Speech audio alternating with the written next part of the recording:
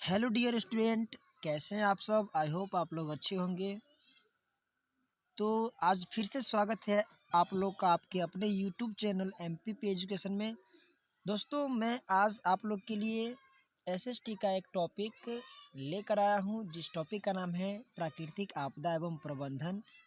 ये topic Bihar board के exam में हर एक साल 10 से 12 नंबर दिलाते हैं। तो मैं आज आप लोग के सामने इस टॉपिक का सब्जेक्टिव प्रस्तुत करूंगा, और आप लोग से अनुरोध यही रहेगा कि आप लोग अंत तक इस वीडियो को ज़रूर देखिए। और चैनल पर अगर नए हैं तो इस चैनल को सब्सक्राइब ज़रूर कीजिएगा, और लाइक करके और बेल आइकन को ज़रूर दबाइएगा, और साथ ही साथ अपने दोस्तों को शेयर भी कीजिएगा ताकि इस वीडियो का लुत्फ़ आपका दोस्त भी उठा सके। तो आइए शुरू करते हैं इस वीडियो को और देखते हैं आपदा प्रबंधन एवं संरक्षण। आइए देखते हैं। क्वेश्चन है आपदा प्रबंधन एवं संरक्षण से। पहला क्वेश्चन है, आपदा से आप क्या समझते हैं। जूम कर देते हैं आपके लिए, शायद आप लोग को दिख रहा होगा। पहला क्वेश्चन है, आपदा से आप क्या समझते हैं और यह कितने प्रकार का होता है। आपदा से आप क्या समझते हैं और यह कितने प्रकार का होता है। आपदा से आप क्या समझते हैं और यह कितने प्रकार का होता है।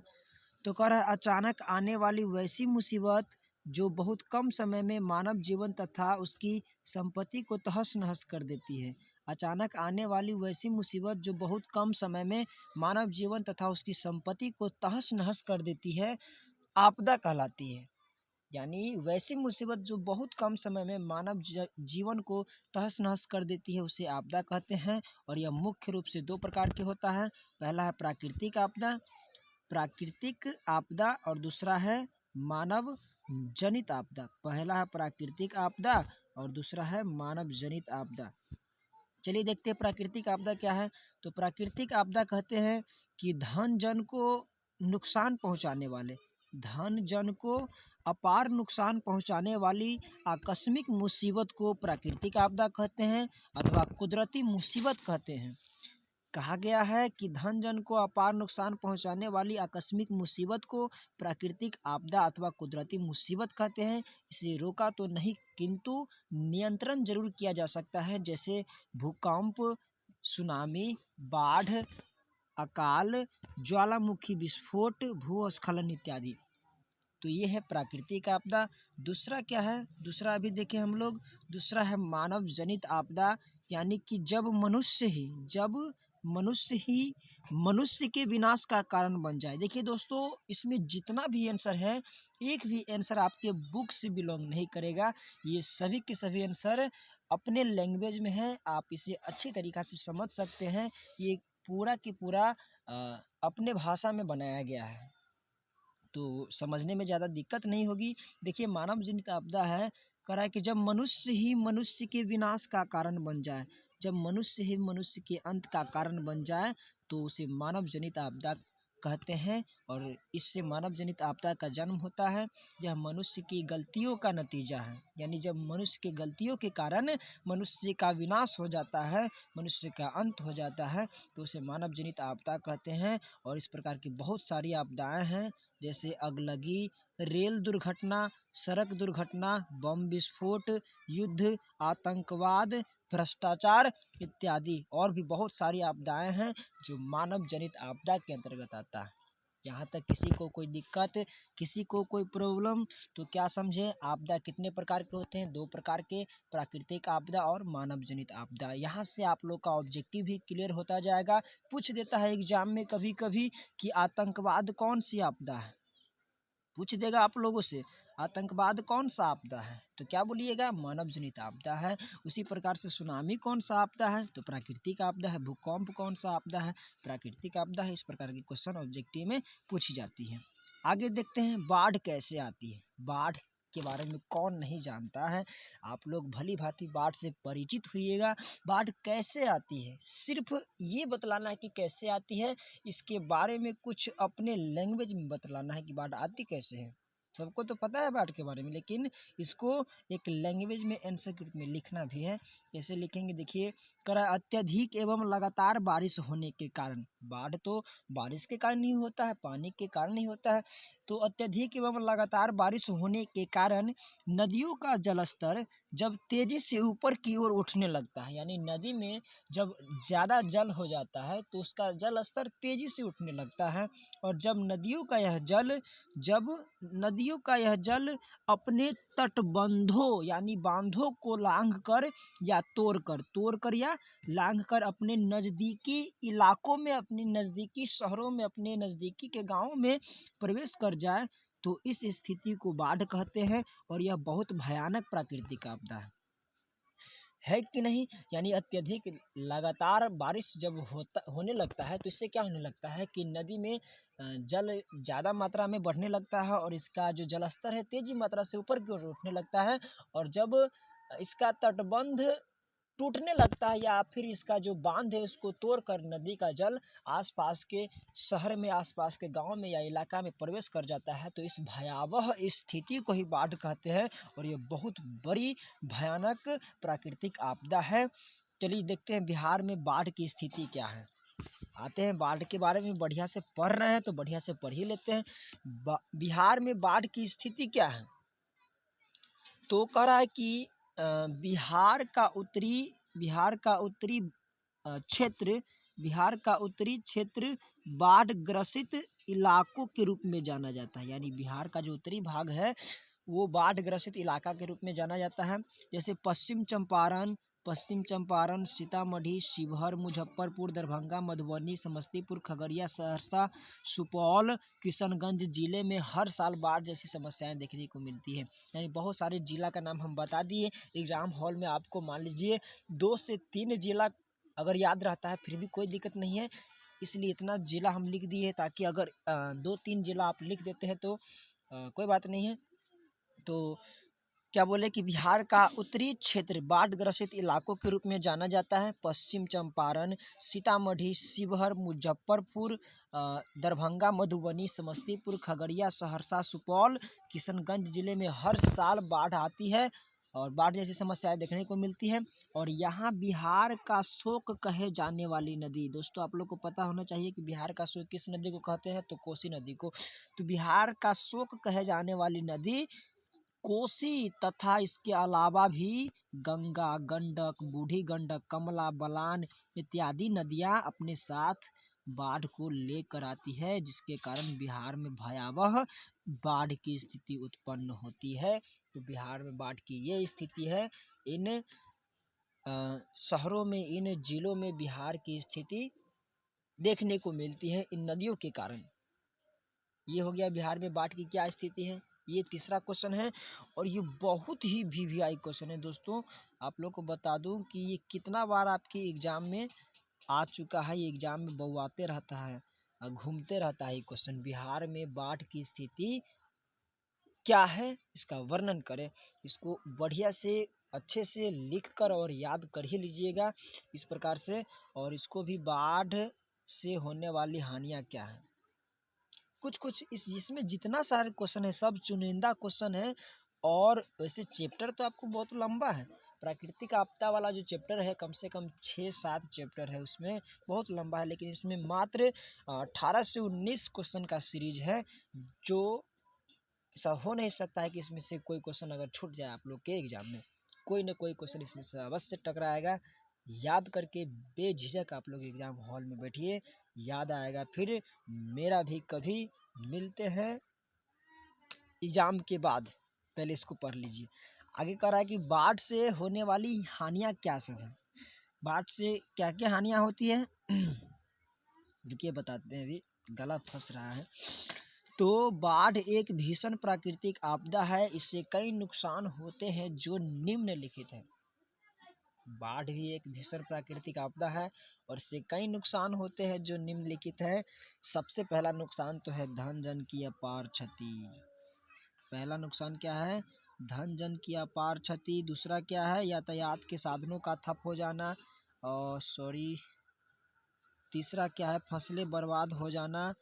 चौथा क्या है, आवागमन बाधित हो जाना। और पांचवा है आपका व्यापार वाणिज्य का चौपट हो जाना। और छठा है राष्ट्रीय आय का नुकसान।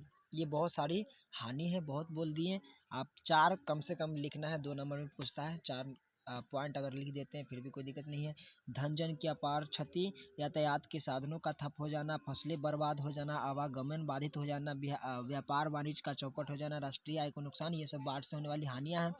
अगला क्वेश्चन है बाढ़ से बचने का भी कुछ उपाय होगा, तो 4 गो उपाय लिखना है। देखिए बाढ़ से क्या सब है बचने का उपाय। तो बाढ़ से बचने का उपाय है मौसम विभाग के द्वारा पूर्व जानकारी, ये कॉमन पॉइंट है, इसको याद रख कर ही लीजिएगा। जितने भी आपदा है सबसे बचने का एक बहुत अच्छा जरिया है कि मौसम विभाग के द्वारा पहले से जानकारी प्राप्त होनी चाहिए। बाढ़ के समय लोगों को ऊंचे स्थानों की ओर भागनी चाहिए। ये ऑब्जेक्टिव में भी पूछता है कि बाढ़ के समय लोगों को कहाँ जाना चाहिए, तो बाढ़ के समय लोगों को ऊंचे स्थानों की तरफ भागना चाहिए। बाढ़ से पूर्व अस्पतालों में दवा सुई इत्यादि का भंडारण की जानी चाहिए। बाढ़ के समय राहत कार्य तेजी से चलाई जानी चाहिए। और है इसमें, रुकिए 1 मिनट, और कह रहा है कि नदियों के बांधों को ऊंची बनाई जानी चाहिए तथा समय समय पर इसकी मरम्मत भी की जानी चाहिए। बनाकर छोड़ नहीं देना चाहिए, अब छोड़ दीजिएगा तो गड़बड़ा जाएगा, है कि नहीं। तो नदी के बांध को ऊंची बना करके और समय समय पर साल दर साल इसको मरम्मत भी करना है। उसके बाद बाढ़ ग्रसित इलाका में मकान मजबूत और पक्का का होना चाहिए, मजबूत होना चाहिए और पक्का टिकाऊ का होना चाहिए। उसके बाद बाढ़ ग्रसित इलाका में लोगों को तैरने का, है नहीं, तैरने का प्रशिक्षण तथा पनडुब्बी पोशाक, यानी जो तैरने के लिए पनडुब्बी पोशाक होता है वो दी जानी चाहिए। ये सब बाढ़ से बचने के कुछ उपाय हैं। ठीक है, आगे देखते हैं जो कि ये भी बहुत ही इंपॉर्टेंट क्वेश्चन है, मोस्ट VVI है, भूकंप और सुनामी में क्या अंतर है। रट लीजिएगा, रट नहीं लीजिएगा, समझ लीजिएगा, लेकिन इसको बढ़िया से पढ़ भी लीजिएगा। क्या है भूकंप और सुनामी में अंतर। भूकंप से भी आप लोग परिचित होइएगा, ऐसा तो हो नहीं सकता कि आप लोग भूकंप को कभी देखे नहीं है। सही बात है कि आप लोग देखे नहीं, भूकंप को देखा नहीं जाता है, भूकंप को महसूस किया जाता है। तो भूकंप और सुनामी में क्या अंतर है। तो भूकंप कहते हैं, पहला देखिएगा, करा भूकंप पृथ्वी के सतह के नीचे अचानक, पृथ्वी के सतह के नीचे अचानक होने वाले कंपन को भूकंप कहते हैं। और इस कंपन से जमीन से जुड़ी इमारतें, टावर, मॉल इत्यादि गिरने लगते हैं। इसमें दबकर धन तथा लोगों का भारी नुकसान होता है। यह प्रकृति का सबसे निर्दयी मजाक है, यानी ये प्रकृति का सबसे निर्दयी मजाक है। तो पृथ्वी की सतह के नीचे अचानक होने वाले कंपन को भूकंप कहते हैं। और इस कंपन से क्या सब होती है, जमीन से जुड़ी जितनी भी चीजें हैं, इमारत हो, टावर हो, मॉल हो, पेड़ हो, पौधे हो, खंभा हो इत्यादि सब गिरने लगते हैं। उसमें दबकर धन तथा लोगों का अपार नुकसान होता है, भारी नुकसान होता है। ये मजाक नहीं कहेंगे तो और क्या कहेंगे, ये प्रकृति का सबसे निर्दयी मजाक है। तो ये हो गया भूकंप। और इसका इस सुनामी के साथ अंतर स्पष्ट करना था। तो सुनामी किसको कहते हैं, तो समुद्र की तली बोले तो निचली सतह में अचानक होने वाले कंपन से समुद्र का पानी, अचानक होने वाले कंपन से समुद्र का पानी सैकड़ों फीट ऊपर उठकर नजदीकी शहरों को भारी नुकसान पहुंचाती है। इस स्थिति को सुनामी अथवा भूकंपीय समुद्री लहर कहते हैं। यानी समुद्र का पानी समुद्र में जब कंपन शुरू होता है तो समुद्र का पानी तेजी से ऊपर उठ करके नजदीकी शहरों को भारी नुकसान पहुंचाता है। इसी स्थिति को सुनामी कहते हैं अथवा भूकंपीय समुद्री लहर कहते हैं। तो यह है भूकंप और सुनामी में अंतर, भूकंप और सुनामी में अंतर, इसको आप लोग लिखते रहिएगा। नेक्स्ट है क्या, नेक्स्ट है आपका भूकंप के केंद्र और अधिकेंद्र में अंतर स्पष्ट करिए। ये भी क्वेश्चन कहने का मतलब समझ रहे हैं ना, बात समझ रहे, भावनाओं को समझ रहे हैं कि नहीं। यानी जितना क्वेश्चन है इसमें से सब के सब VVI है, लेकिन जो मोस्ट VVI है उसको हम ऊपर से बता रहे हैं कि नहीं, एक्स्ट्रा बोनस बता रहे हैं ऊपर से, लेकिन सब VVI है, सब एक न एक बार एग्जाम में आया ही है। कह भूकंप के केंद्र और अधिकेंद्र में अंतर क्या है, अंतर स्पष्ट कीजिए। भूकंप को केंद्र किसको कहते हैं, तो केंद्र मतलब सेंटर, जहाँ पे शुरू होता है। तो कह रहा है कि भूकंप के केंद्र पृथ्वी के सतह के नीचे जहाँ कंपन प्रारंभ होती है, यानी पृथ्वी के सतह के नीचे जहाँ भूकंप का जन्म होता है, जहाँ पैदाइश होता है भूकंप का, उसको कहते हैं केंद्र। यानी भूकंप का जहाँ पे जन्म होता है, उद्गम स्थल है, उसको भूकंप का केंद्र कहते हैं। जबकि पृथ्वी का वह भाग जहाँ भूकंप का पहला झटका महसूस किया जाता है, जबकि पृथ्वी का वह भाग जहाँ भूकंप का पहला झटका महसूस किया जाता है, उसे भूकंप का क्या कहते हैं, अधिकेंद्र कहते हैं। है प्रॉब्लम टू एनीवन, नो, किसी को कोई दिक्कत नहीं है, नहीं। चलिए देखते हैं क्वेश्चन नंबर 8 को, सुनामी से बचने के किन्हीं 3 उपाय को बतावे। तो सुनामी से बचने का क्या सब उपाय है? सुनामी तो जहाँ पे समुद्री इलाका होता है वहाँ पर आता है, तो उसी के हिसाब से उपाय होगा। देखिए क्या कह रहा है, कह रहा है कि सुनामी एक विनाशकारी प्राकृतिक आपदा है, इससे बचने के कई उपाय हैं जो निम्नलिखित हैं। पहला है, मौसम विभाग द्वारा पूर्व जानकारी दी जानी चाहिए। सागर तट पर कंक्रीट के तटबंधों का निर्माण किया जाना चाहिए, यानी सागर का जो बांध है उस बांध को कंकर से बनाया जाना चाहिए। समुद्री तटों पर मैंग्रोव मैंग्रोव का पौधा होता है जिसकी जड़ें काफ़ी झरकदार होती है, काफ़ी घनी होती है, इसलिए सागर तट पर मैंग्रोव के पौधे लगाए जाने चाहिए। और समुद्री इलाकों के मछुआरे तथा लोगों को इससे बचने का प्रशिक्षण देनी चाहिए। जहाँ पे समुद्री इलाका है वहाँ के लोगों को इससे बचने का प्रशिक्षण देनी चाहिए। ये सब है सुनामी से बचने के कुछ उपाय। आगे देखिए कह रहा है भूस्खलन क्या है। तो भूस्खलन यानी भू बोले तो भूमि स्खलन मतलब खिसकना, भूमि का खिसकना ही भूस्खलन कहलाता है। आइए इसको देखते हैं लैंग्वेज में। कह रहा है पहाड़ी तराई क्षेत्रों में ये भूस्खलन अधिकतर पहाड़ी क्षेत्रों में ही होती है।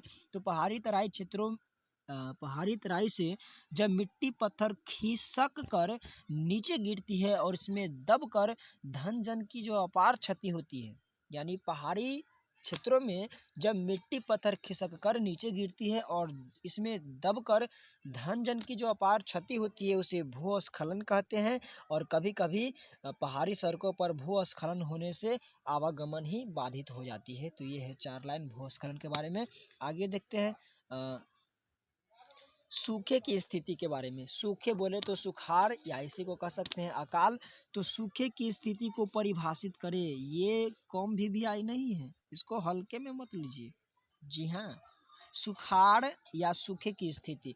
तो सूखे की स्थिति क्या है? तो वर्षा के भारी कमी के कारण, वर्षा के भारी कमी के कारण, सुखाड़ तो आप लोग जानते हैं जहाँ पे सूख जाते हैं यानी पानी की कमी है। तो वर्षा के भारी कमी के कारण जो स्थिति पैदा होती है उसे सुखाड़ कहते हैं। और ऐसी स्थिति में मिट्टी में दरारें पड़ जाती है, पीने योग्य जल की कमी हो जाती है, मवेशियाँ यानी पशु पक्षियों के लिए चारे की कमी हो जाती है। सूखे की स्थिति में अनाज के कमी के कारण भूखमरी भूखमरी महामारी भूखमरी तथा महामारियों का समस्याएं बढ़ जाती हैं। यानी वर्षा के भारी कमी के कारण जो स्थिति उत्पन्न होती है उसे सुखाड़ कहते हैं, सॉरी बाढ़ हो गया, सुखाड़ कहते हैं। और ऐसी स्थिति में मिट्टी में दरारें पड़ जाती हैं, पीने योग्य जल की कमी हो जाती है तथा मवेशियों के लिए चारे की कमी हो जाती है। और सूखे की स्थिति में अनाज के कमी के कारण भूखमरी तथा महामारी बीमारियों की समस्याएं बढ़ जाती हैं। तो ये है सुखाड़। इससे क्या क्या हानि होती है वो हम देख लिए। अब देखते हैं सुखाड़ से बचने के तरीके का उल्लेख, सुखाड़ से बचा कैसे जा सकता है।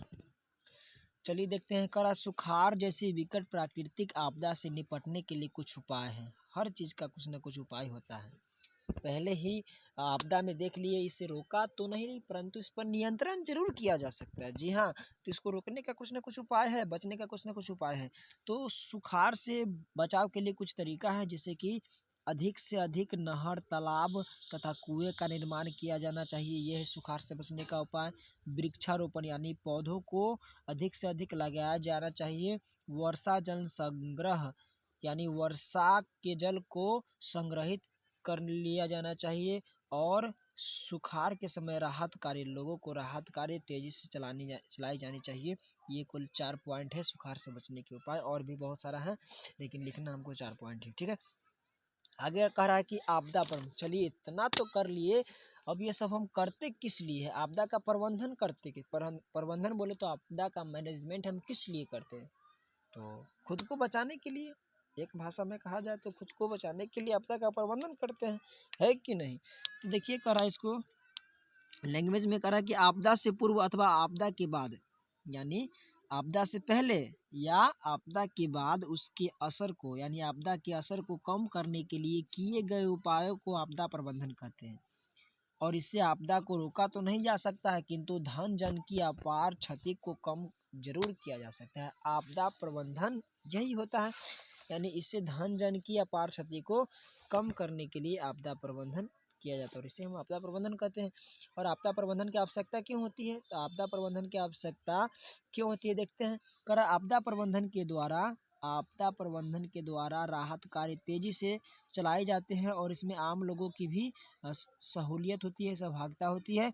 और इसका मुख्य उद्देश्य, इसका मेन कारण क्या होता है कि आपदा से पहले लोगों को सतर्क रखना तथा आपदा के बाद इसके विनाश को कम करना होता है। इसलिए आपदा प्रबंधन हर राष्ट्र के लिए, हर देश के लिए जरूरी होता है। आपदा प्रबंधन हर राष्ट्र और हर देश के लिए जरूरी होता है, इसलिए हमें आपदा प्रबंधन की आवश्यकता पड़ती है। क्वेश्चन नंबर 14 है कि भारत के भूकंप प्रभावित क्षेत्रों के नाम बतावे। भूकंप प्रभावित, देखिए दोस्तों ये बहुत लॉन्ग क्वेश्चन है, लेकिन इसका पूछने की आशंका बहुत कम रहती है, लेकिन ऑब्जेक्टिव के लिए ये भी सही है, याद तो करना ही है, छोड़ना नहीं है किसी को। करा भारत के भूकंप प्रभावित क्षेत्रों के नाम बतावे। भारत के भूकंप प्रभावित यानी भूकंप से कौन कौन क्षेत्र प्रभावित होता है भारत में, उसका नाम बताना है। तो करा है मौसम विभाग, यानी मौसम विभाग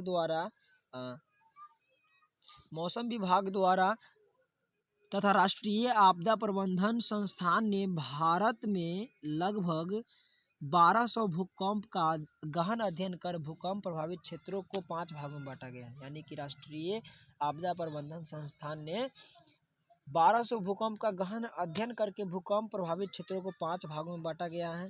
अत्यधिक संवेदनशील क्षेत्र, अत्यधिक बोले तो जहां पर सबसे ज्यादा भूकंप महसूस किया जाता है उसको अत्यधिक संवेदनशील क्षेत्र कहते हैं। और इसके अंतर्गत क्या सब आता है, इसके अंतर्गत आता है आपका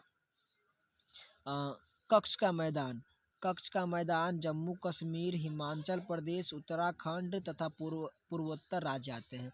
अत्यधिक संवेदनशील क्षेत्र के अंतर्गत जम्मू कश्मीर, हिमाचल प्रदेश, उत्तराखंड तथा सभी पूर्वोत्तर राज्य आते हैं। और आगे है अति संवेदनशील क्षेत्र। अति संवेदनशील क्षेत्र बोले तो थोड़ा कम, यानी अत्यधिक संवेदनशील क्षेत्र से थोड़ा कम जहाँ पे महसूस किया जाता है भूकंप को, वो क्षेत्र। तो इसके अंतर्गत कौन सा आता है, इसके अंतर्गत आता है जम्मू कश्मीर का तराई भाग, गुजरात, पंजाब, उत्तर प्रदेश, बिहार, पश्चिम बंगाल तथा पश्चिमी महाराष्ट्र आता है। याद रखिएगा दोस्तों, हम लोग का जो बिहार है वो किसके अंतर्गत आता है, अति संवेदनशील क्षेत्र के अंतर्गत आता है। ठीक है, आगे कर रहा है मध्यम, मध्यम यानी अति संवेदनशील से थोड़ा कम जहाँ पे भूकंप महसूस किया जाता है, तो मध्यम संवेदनशील क्षेत्र। तो इसके अंतर्गत कौन सा आता है, भारत का पश्चिमी भाग, सतपुरा का जंगल, विंध्याचल पर्वत, मैदानी भाग तथा पूर्वी तटीय क्षेत्र, ये सब मध्यम क्षेत्र के अंतर्गत आता है। और आगे है निम्न, निम्न बोले तो मध्यम संवेदनशील क्षेत्र से कम, इसके अंतर्गत आता है आपका मध्यम संवेदनशील क्षेत्र से जो सटा हुआ इलाका सब है वो सब क्या आता है, निम्न संवेदनशील क्षेत्र के अंतर्गत आता है। और लास्ट है आपका न्यूनतम, यानी सबसे कम जहाँ पर भूकंप महसूस किया जाता है उसको कहते हैं न्यूनतम संवेदनशील क्षेत्र। और भारत में सबसे कम भूकंप कहाँ कहाँ महसूस किया जाता है, तो भारत में सबसे कम भूकंप महसूस किया जाता है कर्नाटक में, पूर्वी महाराष्ट्र में, उड़ीसा में, आंध्र प्रदेश तथा राजस्थान, ये सब न्यूनतम संवेदनशील क्षेत्र है। ठीक है, अब देखते हैं भूकंप से कुछ बचने का उपाय। तो भूकंप से बचने का 4 उपाय है, ये भी बहुत इंपॉर्टेंट क्वेश्चन है। इसमें पहला उपाय है भूकंप एक विनाशकारी पहले इसको लैंग्वेज में लिखते हैं, तो भूकंप एक विनाशकारी प्राकृतिक आपदा, इससे बचने के कुछ उपाय है जो निम्नलिखित है। पहला है आपका मौसम विभाग द्वारा पूर्व जानकारी प्राप्त होनी चाहिए। ये कॉमन टॉपिक है, इसको हर एक आपदा प्रबंधन के बचाव में लिख ही देना है। और भूकंप के समय खुले स्थानों की ओर भागनी चाहिए, भूकंप रोधी मकानों का निर्माण करवाई जानी चाहिए, भूकंप के तुरंत बाद राहत कार्य तेजी से चलाई जानी चाहिए। और भूकंप प्रभावित इलाका में बहुमंजिला इमारतें बनाने का आदेश नहीं दिया जाना चाहिए। ये सब भूकंप बनाने के कुछ भूकंप क्या बोला जाता है हमसे भी, भूकंप से बचने का कुछ उपाय हैं। आते हैं क्वेश्चन नंबर 16 की तरफ। बस कुछ देर और रुक जाइए, कुछ देर और, क्योंकि हमको जाना है युद्ध करने, बिहार बोर्ड के एग्जाम में बैठना है, इसलिए थोड़ा मेहनत तो करना ही पड़ेगा। देखते हैं क्वेश्चन नंबर 16 को, उपग्रह संचार क्या है। उपग्रह संचार अंतरिक्ष में स्थापित की गई एक रेडियो रिले स्टेशन है और इसका मुख्य कार्य इंटरनेट तथा मोबाइल के फ्रीक्वेंसी को बनाए रखना है। एक उपग्रह संचार में हजारों ट्रांसपोंडर लगे होते हैं। इसी के माध्यम से टेलीविजन पर इमेज प्रसारित होती है। आपदा के समय उपग्रह संचार हमें विभिन्न सूचनाएं प्राप्त होती है, यानी हम लोग जो टीवी पर, मोबाइल पर या फिर इंटरनेट के माध्यम से जो सूचनाएं देखते हैं ना, वो सब किसके कारण संभव हो पाता है? तो उपग्रह संचार के माध्यम से संभव हो पाता है, इसलिए इसको याद रखिएगा। आगे कर रहा है हेम रेडियो अथवा एमेच्योर रेडियो। हेम रेडियो अथवा एमेच्योर रेडियो पर टिप्पणी लिखें। तो हेम रेडियो कह रहा है कि फ्रीक्वेंसी की तरंगों का बना हेम रेडियो फ्रीक्वेंसी की तरंगों का बना हुआ एक विशेष रेडियो होता है जो भयानक प्राकृतिक आपदा के समय भी काम करता है। यानी जब आपदा होता है उसके समय भी ये हेम रेडियो काम करता है।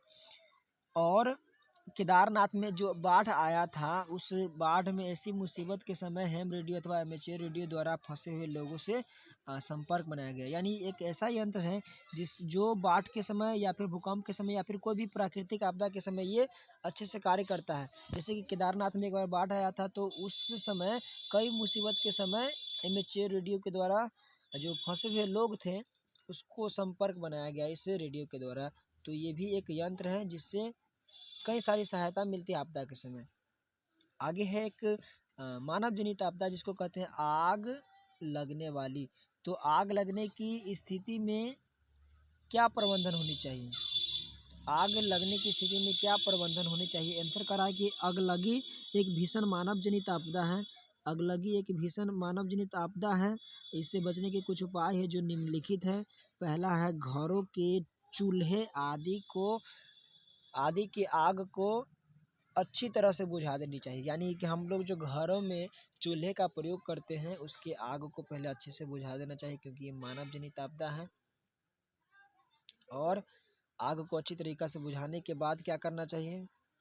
उसके बाद अगर मान लीजिए आग लग भी जाता है तो आग के फैलाव को रोकने के लिए बालू, मिट्टी, पानी इत्यादि का प्रयोग करनी चाहिए।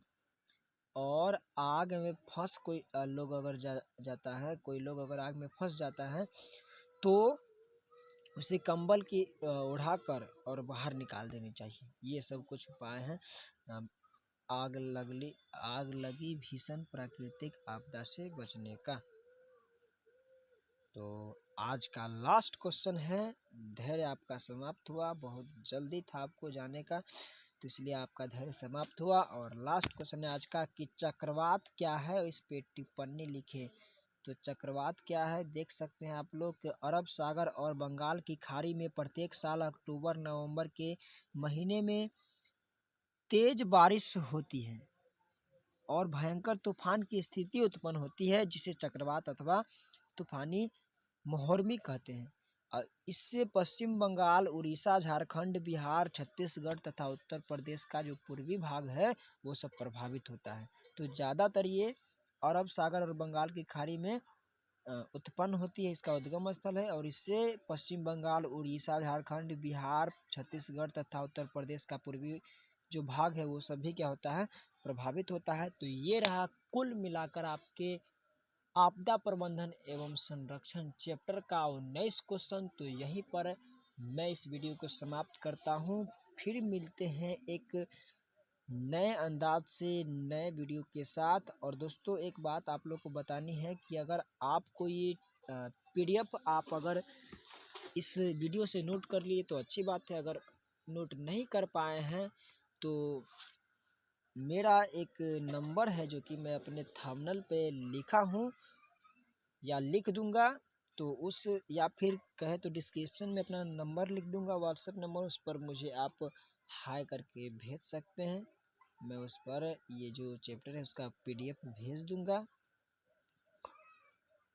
अगर आप हमारे कोचिंग से बिलोंग करते हैं, निराला विद्या मंदिर से बिलोंग करते हैं, तो मैं इसे आसानी से इसको भेज सकता हूँ, ठीक है। या फिर कोई भी स्टूडेंट है आप मैसेज कीजिए, हम भेज देंगे। या फिर लिख दिए हैं नंबर 80843965 और 39, ये मेरा व्हाट्सएप नंबर है, इस पर हाई लिख करके मैसेज कर सकते हैं।